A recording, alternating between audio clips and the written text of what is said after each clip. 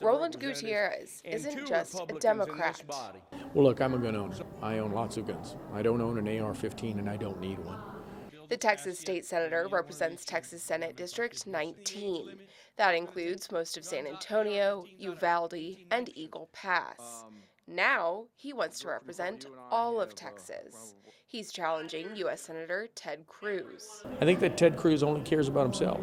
He doesn't care about any of us.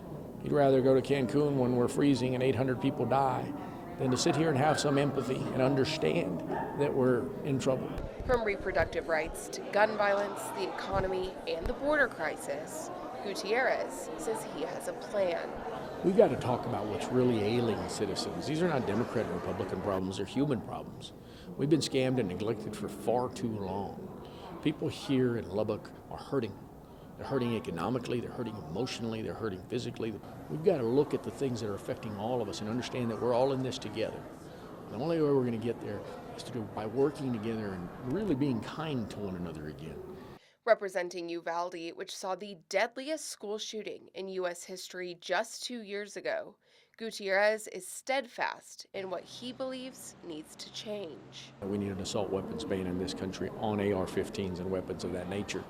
We need to have extreme risk protective orders. We need to do universal background checks.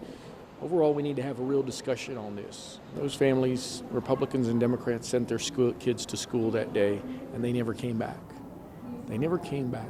He also represents Eagle Pass and over 400 miles of the Texas-Mexico border. He says the answer to the border crisis is simple. I know how to fix this problem, and it's through comprehensive immigration reform, not blaming some poor immigrant looking for a dream for every health care problem, an education problem, an infrastructure problem, because we should know better.